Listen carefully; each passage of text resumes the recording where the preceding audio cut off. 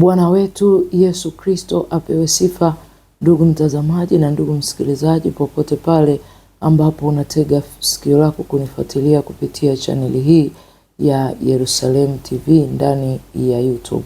Hii ni sauti ya mtu aliye nyikani, tukitengeneza nyikani njia kuu ya Bwana Mungu wetu, tukinyoosha mapito yake. Maana kila bonde litajazwa na kila kilima na kilima kitashushwa, na kila palipopinda patanyoshwa, kama alivyotangulia kusema Isaya. Basi pale ambapo umepindishwa usipate kujua kweli, na tukiona baadhi ya viongozi kama waziri wa nchi ya Tanzania akitoa maelekezo kwa habari ya Watanzania kuhifadhi chakula kulingana na ukosefu wa mvua, basi moja kwa moja yapo majibu ambayo yatawafikia ninyi wa Tanzania, ili mpate kujua nini Mungu anataka mkifanye, njia gani sahihi na ni sababu zipi ambazo zimetufikisha hali ya kupelekea kuwa na ukosefu wa mvua katika maeneo ya mikoa mbalimbali hapa ndani ya taifa la Tanzania na nje ya taifa la Tanzania. Basi kuwa nami tangu mwanzo hata mwisho wa kipindi hichi, ili upate kujua nini Mungu anataka kukujuza kwa kupitia kinywa hichi kwa habari ya ukosefu wa mvua ambao umepelekea mpaka maagizo kutoka kwa viongozi kama Waziri Mwigulu Nchemba kuweza kuwaambia Watanzania ya kwamba wahifadhi chakula kutokana na matangazo ama utabiri wa hali ya hewa. Basi tuangalie na Mungu anataka tufanye nini ili tuweze kuepukana na hali ya kujikuta hatui na chakula cha utoshelevu katika nchi ya Tanzania, na ni sababu zipi zimepelekea paka kuwa katika hali hiyo. Basi tuombe. Baba Mungu, ninakushukuru, ninasema asante kwa maana umenipa neema machoni pako na machoni pa msikilizaji na mtazamaji, ili niweze kufikisha ujumbe wako kwa lengo la kila mmoja apate kujua nini kimpasacho kutenda, ili tuondokane na hali ya mgao wa maji, hata kufikia wakati tukakabiliwa na hali ya mgao hata wa umeme, na si tu umeme, hata kufikia hali ya kujikuta vyakula vikiweza kupanda bei, na si tu vyakula kupanda bei, na hata kupelekea maafa ya mifugo kutokana na kukosa nyasi kondeni. Ninakukaribisha na kualika Roho Mtakatifu upate kuungana nami na ukapate kumshuhudiza Roho Mtakatifu ukapate kumshuhudiza mtazamaji na msikilizaji yale ambayo yameujaza moyo wa Mungu. Nikiwa nimeomba hayo nikiamini ya kwamba utakuwa nami tangu mwanzo, kama ilivyoandikwa, jifunzeni nira yangu, jifungeni nira yangu mkajifunze kwangu, kwa maana nira yangu ni laini na mzigo wangu ni mwepesi. Karibu Roho Mtakatifu, utufundishe, utushauri, utuelekeze, ili tujue njia ipi sahihi tunatakiwa tuiendee, ili tuepukane na hali ya ukosefu wa mvua. Amen. Basi bila kupoteza muda, niweze kuchukua nafasi hii kumwambia Mungu asante, kwa maana kila jambo huwa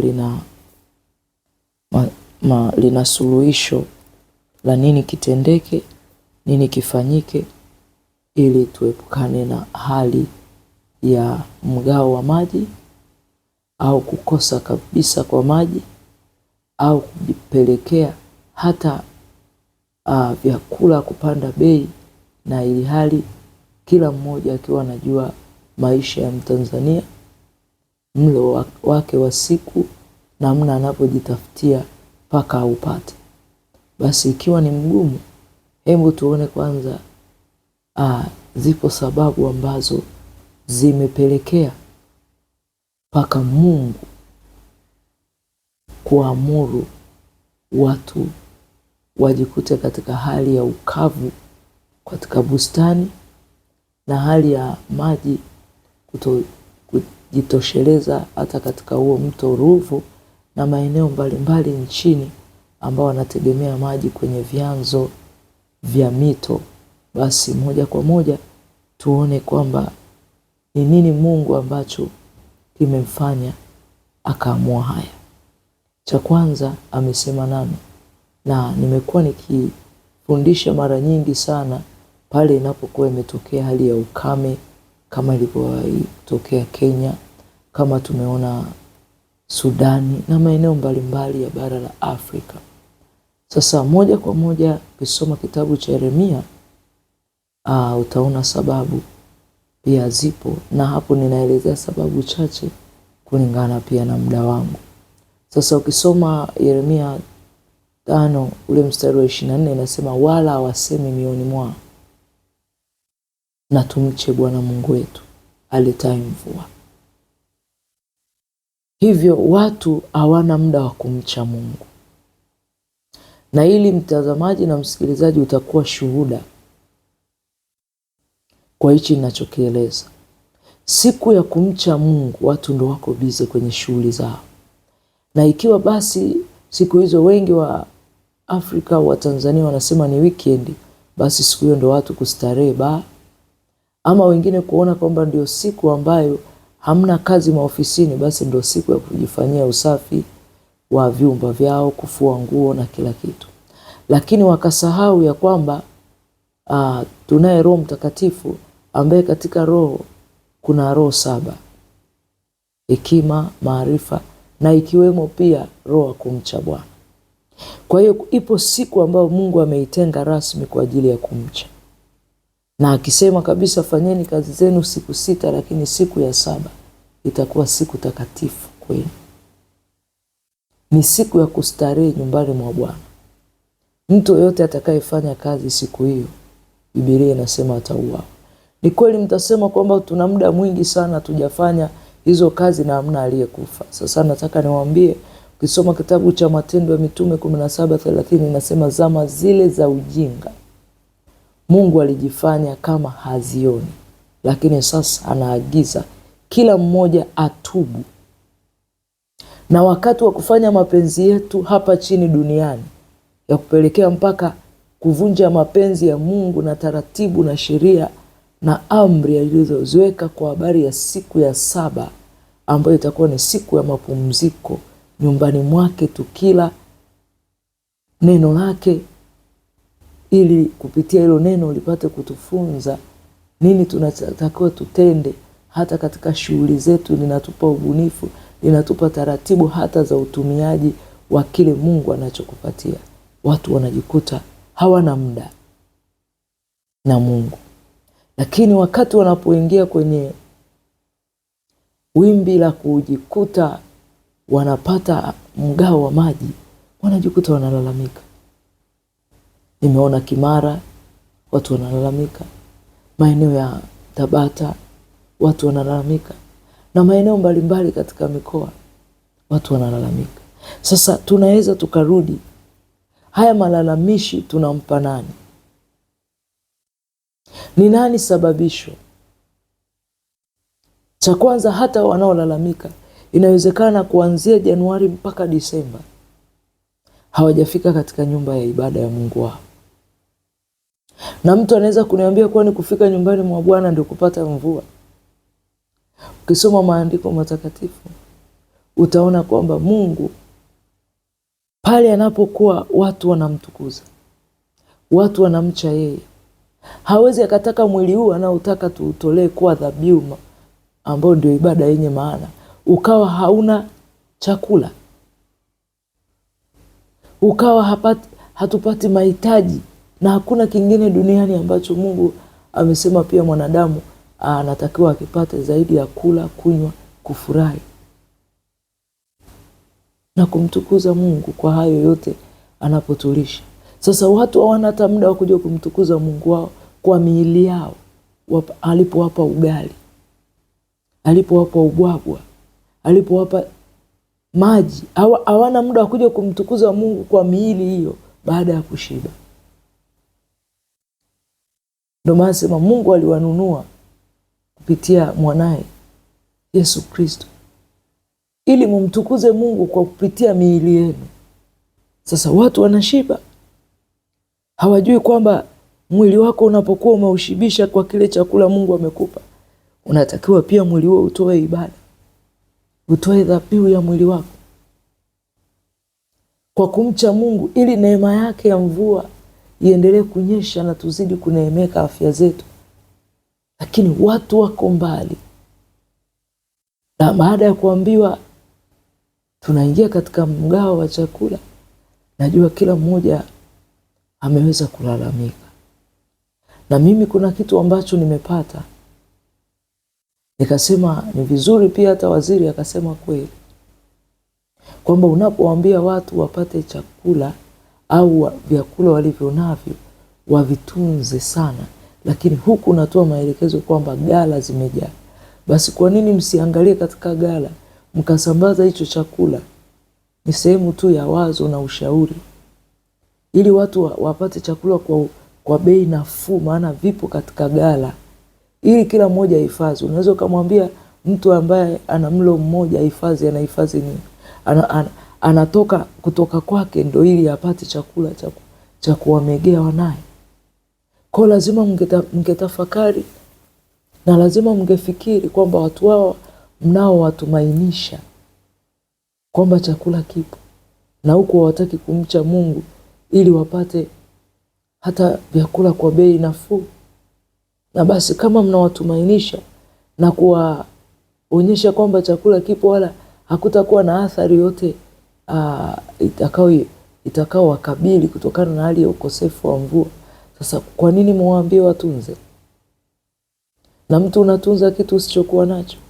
Na watu mnajua maisha ya hata wakazi wa Dar es Salaam, kutoka kwao ndo kula kwao. Mtu anayeambiwa atunze yamkini ni mtu anayekula mlo kwa siku kwa mlo mitatu, na hapo bado hajapata na bites akatupia kwenye kinywa chake. Kwa lazima mtafakari, muone kwamba kiasi kikubwa cha watu wengi ndo wako katika hali ya mlo mmoja ama mlo miwili, kutoka kwake ndo kula kwake. Lakini huku narudi pia kwa Watanzania, ni kweli kutoka kwetu ndo kula kwetu, lakini je, tushughulike na maswala ya kutafuta tu vyakula? Tusitafute siku ya huyu Mungu anayetunyeshea mvua na kutufungulia malango ya kupata fedha ambazo tunazitafutia. Maanake ni kweli utatafuta fedha ili kujilisha wewe na familia yako chakula, lakini kama umchi Mungu, hiyo fedha inakuwa ni takataka. Kwa maana fedha ina umuhimu ikiwa inafanyika kwenye matumizi ya kupatikana kwa mchele, kwa mafuta. Maana Mungu anasema wote wanajikuta wamefanya Mungu wao ndio tumbo.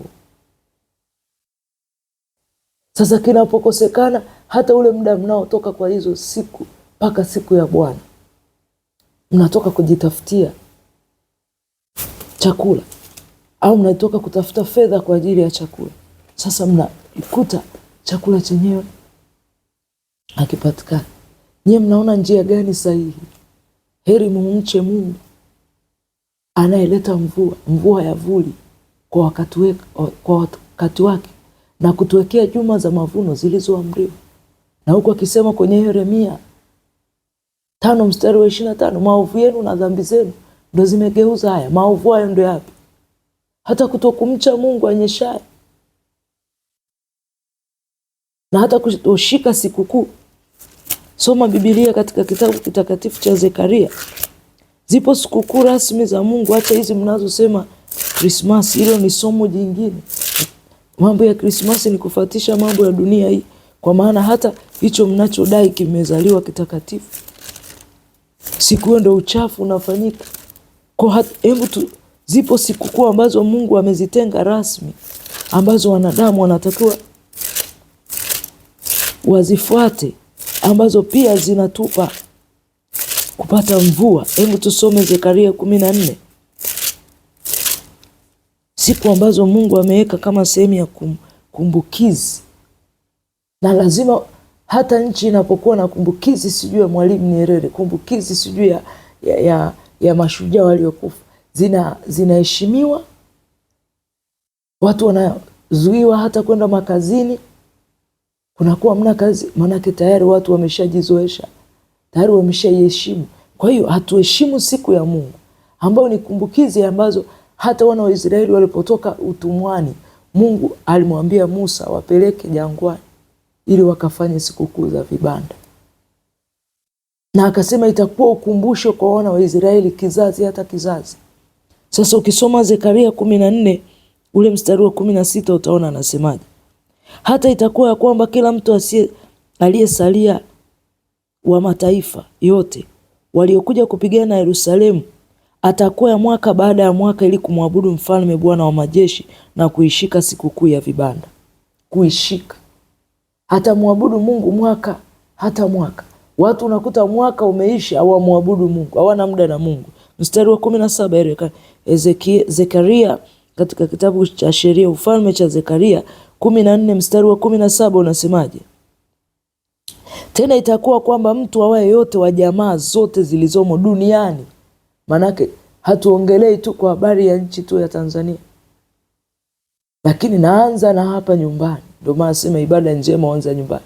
Naanza na hata hapa nyumbani Tanzania.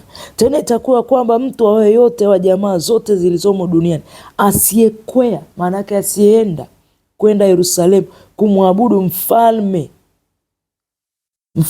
amiri jeshi mkuu wa majeshi yote duniani, Yesu Kristo Bwana wa majeshi, mvua haitanyesha kwao.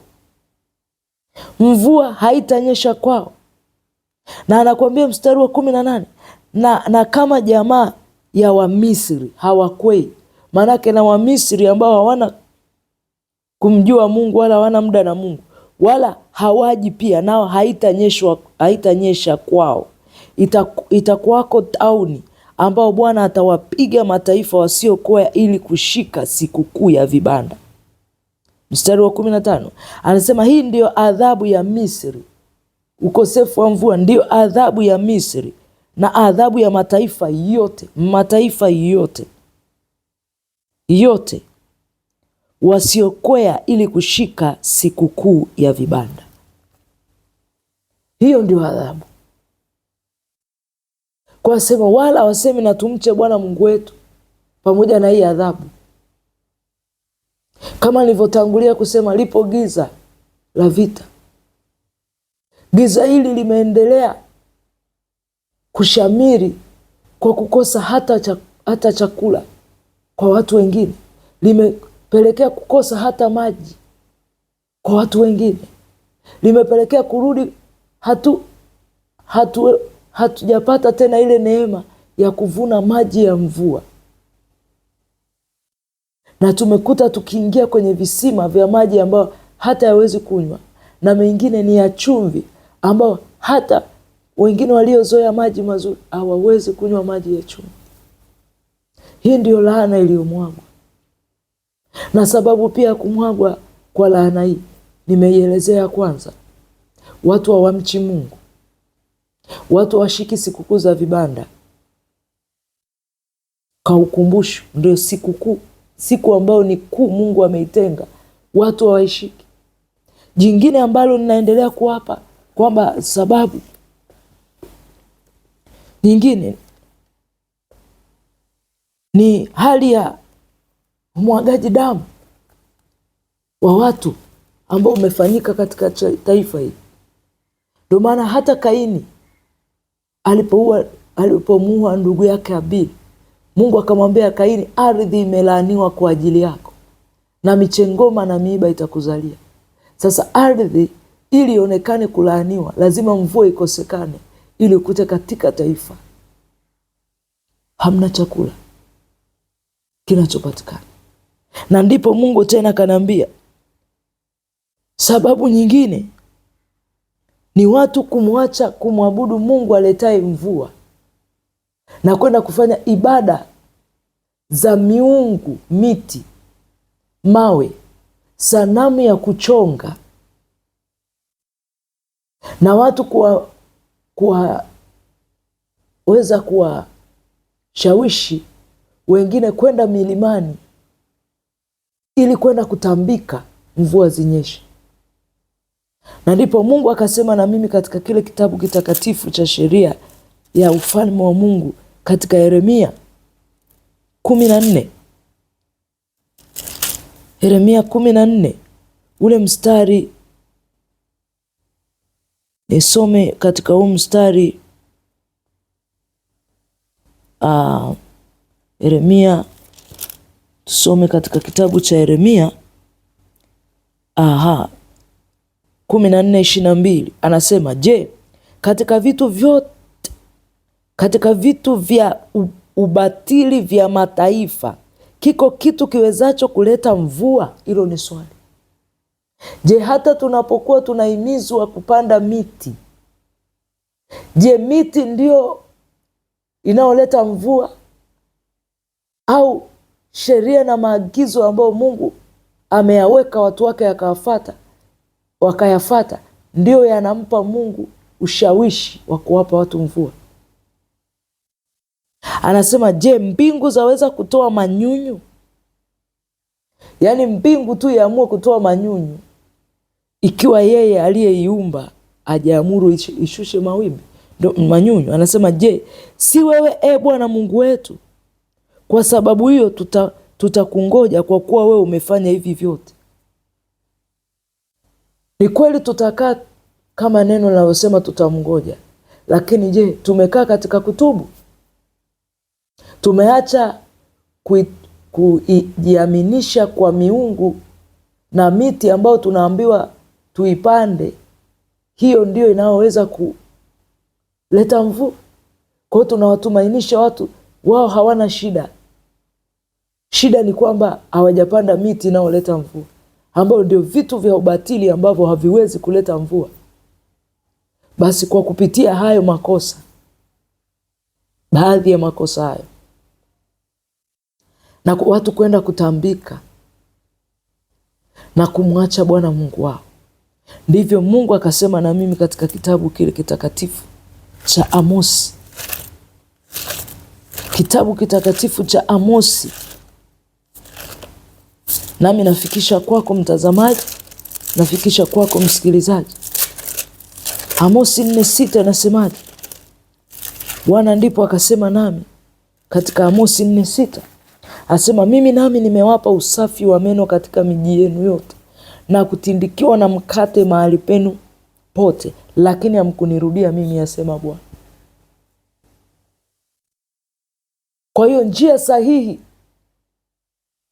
ya kuweza kurudishiwa tena ile neema ya kupanda kila mwaka na kuhifadhi katika ghala na kupata nyasi kondeni wa kulisha mifugo ni kwa kumrudia Mungu na kujua kwamba hakuna kitu chochote cha mataifa ama miti ama sanamu ama miungu mnaenda kuitambika ndio iletayo mvua kama siye Mungu.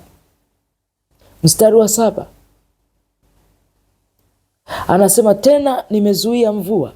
Amosi 4:6, Amosi 4:7 anasema, tena nimezuia mvua msiipate ilipobaki miezi mitatu kabla ya mavuno.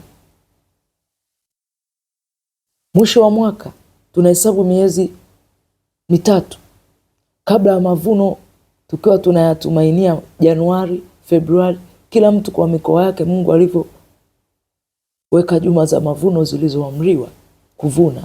Sasa anasema tena nimezuia mvua msiipate ilipobaki miezi mitatu, ambao miezi mitatu ya mwisho wa mwaka ni ambao ni mwezi wa 10, 11, 12. Hasa tena nimezuia mvua msiipate ilipobaki miezi mitatu kabla ya mavuno, nami nimenyesha mvua juu ya mji mmoja. Kwa utasikia labda mji wa wapi? Natoa mfano.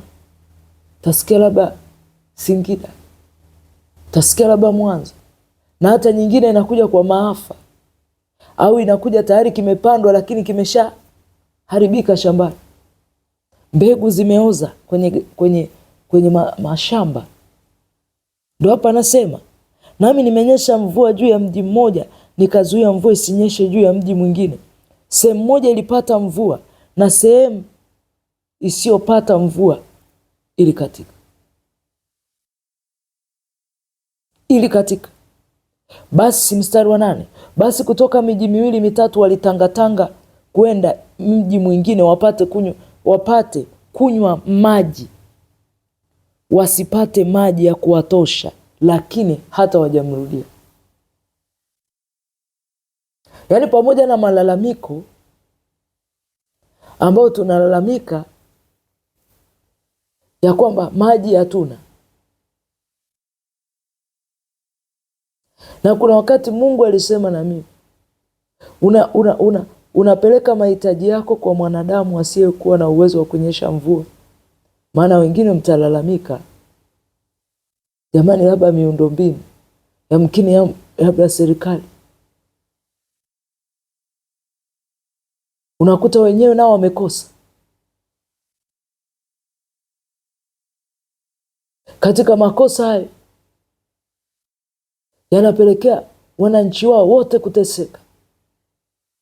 Halafu mnawalilia badala ya kumlilia yeye aletaye mvua, ambao hata na wao wanamtegemea yeye alete mvua ili awatekelezee matakwa yenu, kwa kuhakikisha wanaleta mbolea ambayo itawapa kupanda mpate mavuno. Kwa hapa lazima kuna kitu cha kutafakari.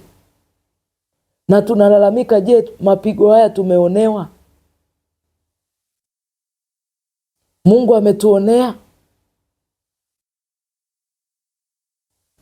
Ama ni kujua tatizo na kumwomba Mungu msamaha?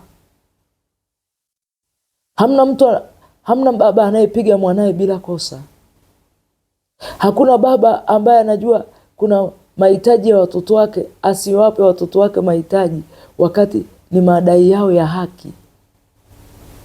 Sasa je, tunapohitaji mvua tuna haki ya kunyeshewa hiyo mvua ikiwa hatuna muda wa kumcha Mungu wala hatushiki sikukuu ya vibanda, na tumeweka tumaini, tumemwacha Mungu, tumeweka tumaini kupanda miti, vitu vya ubatili, na kwenda kufanya matambiko, sanamu za kuchonga vinyago ambavyo mti huo mwanadamu ameupanda kwa kazi ya mikono ya mwanadamu. Alafu huo mti huo mnaoanda kuabudu, mnausujudia, mnaubusu. Huo mnatoa sehemu mkaa wa kuoka chakula, kupika chakula, kuchoma nyama, sehemu ya huo mti. Mnatengeneza furniture, vitanda, makochi, viti. Alafu huo mnamfanya Mungu, mnamuomba mvua. Mungu ameumbwa au Mungu ametuumba? Halikuwako kabla hata ya misingi ya nchi kuwako. Kwa kuna vitu vingine lazima tutafakari, lazima tufikiri. Ndio maana nasema, je, katika adhabu hii Mungu ametuonea? Na pamoja na adhabu anasema, mbona bado hamjamrudia? Maana hata mtoto anapopewa adhabu na baba yake akatambua kosa lake, humrudi baba, humuomba baba msamaha, humrudi mama, humuomba mama msamaha. Tumemuomba? Tumeishia kulalamika, tumeishia kunungunika. Naongea na wakulima, naongea na watunza mizabibu, naongea na wafanyabiashara ambao wanauza mboga, kwa maana Bwana amesema amewapiga, lakini hamkumrudia. Soma Amosi 5, Amosi 4:9. Nami nimewapiga kwa ukavu wa konga, wingi wa bustani zenu na mashamba yenu na mizabibu yenu na miti yenu na mzeituni yenu imeliwa na tunutu, lakini hamkunirudia. Ina maana ni ukaidi, kizazi cha ukaidi. Na tunajua Waswahili wanasema, mtu yote aliye na jeuri anakula jeuri yake. Mtu yote aliye na ukaidi anakula ukaidi wake. Kwa lazima kama kanisa, lazima kama taifa, lazima kama makabila zaidi ya 120 Tanzania, tutafakari. Wakazi wa Dar es Salaam, hata kama hakuna maeneo ambayo ni makubwa kwa ajili ya kilimo, tunategemea vyakula mikoani, tunategemea wanyama, ng'ombe, mbuzi kama vitoweo. Lazima tuhakikishe Tunaona hii athari imekumba vijiji, imekumba mashambani. Je, hali za watu wa mjini zitakuwaje? Na basi kama waziri anadai kwamba vyakula hamna, lakini kwenye ghala kimehifadhika na kuna watu pia wanateseka, basi watolee watu wao vyakula kwa bei nafuu. Lakini katika pia kupata vyakula kwa bei nafuu, utakula kitaisha. Ndio maana nimesema suluhisho ni kumrudia Bwana Mungu, maana kulungu naye huwa ndani. Manake tunategemea pia wanyama walete watalii waje kwa ajili ya wanyama. Sasa wakifa kwa sababu ya ukosefu wa nyasi katika konde, kipato ama uchumi wa nchi utakuwaje? Utakuwa hali mbaya sana. Hili ndio giza, kwa maana watu wanapenda giza kuliko nuru. Wasikimbie katika nuru ya Mungu, wasikimbie katika nyumba ya Mungu, ili matendo yao maovu pia yasikemewe. Lakini Mungu umkemea mtu na kumrudi, umuonya ampendaye, umkemea amtakaye ili amrudi. Yeremia 14 ule mstari wa 5 inasemaje? Naam, kulungu naye uwandani amezaa, akamwacha mwanaye kwa kuwa hapana majani. Kwa hii lazima iathiri sekta nyingi za kilimo, za utalii, wanyama. Anasema na punda mwitu usimama juu ya vilele vya milima, hutweta pumzi kama mbwa mwitu, macho yao hayaoni sawasawa kwa kuwa hapana majani. Hata mtu atafanyaje kazi pale tunaposema fanyeni kazi? Jiajirini. Nani anaweza kujiajiri kwa kufanya kazi ngumu?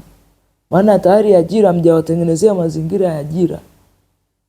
Hata Yesu alipomuumba Adamu alikuwa ameshamtengenezea mazingira bustanini. Akamwambia, akamweka katika hiyo bustani, akamwambia ilime na kuitunza. Mmewatengenezea mazingira gani pia wa Tanzania?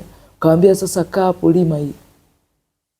Mmetengeneza bwawa hili la samaki, tunza hapo. Hivi ndio vitu vya kutafakari. Hivi ndio vitu vya kufikiri na vitu vya kuwatendea. Lakini huko tukirudi kwamba Watanzania pale pia tunapotakiwa tutendewe na Mungu kwa kupitia watu hao. Tunapaswa tumjue Mungu anayetenda kazi, aliyeweka vitu vyote duniani. Kuna siku ya kumheshimu Mungu na mali zako zote. Kumheshimu Mungu na mali zako zote, kwamba hata yale mavuno leo tunalalamika hayapatikani. Nani amemheshimu Mungu na kupeleka mazao, sehemu ya mavuno katika nyumba yake? Na hata tunaposema katika nyumba yake, sio kila nyumba, mahali alipopachagua Bwana Mungu apaweke jina lake, ambako kila mnachokivuna katika kila mwaka yawapasa mpeleke sehemu, ili katika shukurani ya mavuno uliochuma ndani ya mwaka mzima. Mwingine atasema mimi Mtanzania niliyeko mjini sina mahali pa kulima. Mavuno ni kile unachokifanya. Hata kama ni mfanya biashara, kile unachokipata katika faida, sehemu ya faida ya biashara yako, unatakiwa utoe kwa Mungu. Kwa lazima tutafakari upya, lazima tufikiri upya kwamba nini kinatupelekea mpaka tukose. Kwa hiyo njia sahihi ya kuifuata ili kuepukana na ukosefu wa mvua na kutoka katika hali ya kuingia katika hali ya umeme ya mgata wa umeme na maji ni kumcha Bwana, ni kujiepusha na umwagaji wa damu, ni kutambua kuwa sio miungu, mawe, miti mnayoenda kuitambikia ndio inayoleta mvua. Sio tu kupanda miti tumainishwe kwamba kupanda miti ndipo kunapoweza kutupa mvua, na huku moyoni hatutendi yanayotakiwa, na huku hatufuati sheria za Mungu, na huku anasema je, kuna vitu vyote vya ubatili vilivyoko duniani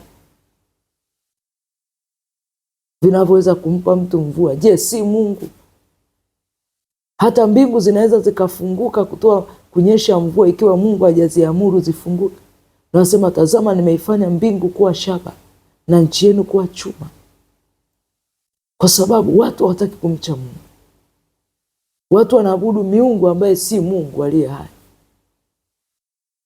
Ndio maana akasema na mimi katika Zekaria 11:9, akasema, sitawalisheni afae na afe. Kwa kabla hayajatokea maafa watu wengine kufa katika hali ya njaa, kuna sababu ya kugeuka, kuna sababu ya kumtafakari, kumrudia Mungu na kutafakari upya. Wapi pana shida?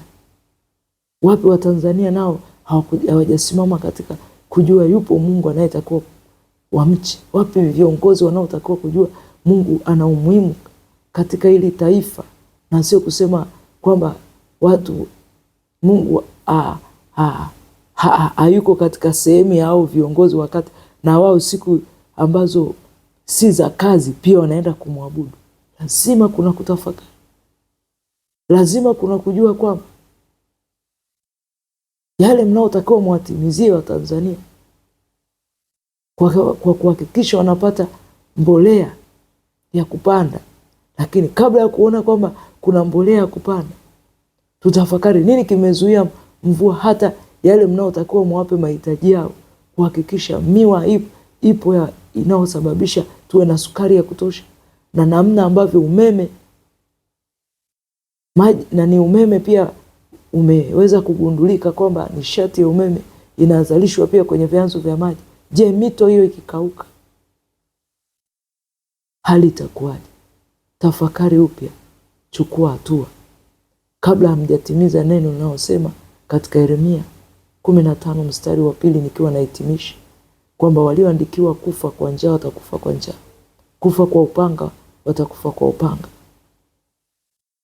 Hivyo kabla hujaja poteza maisha yako, mche Mungu anayeleta mvua ili uweze kuhifadhi, au wewe mfanyabiashara, mche Mungu ambaye anakupa kufanya hiyo biashara ili upate fedha ambayo inaweza kukupa kununua manunuzi ya chakula. Akasema, enyi wanawake mliojikinai, mtapitia miaka kadhaa ya kutaabika kwa kukosa mavuno ya mashamba. Hivyo wanawake atupasa kulia na kuomboleza ili Mungu aweze kuturudishia neema yake. Asomaye na afahamu neno hili ambalo Roho anena na kanisa. Amen.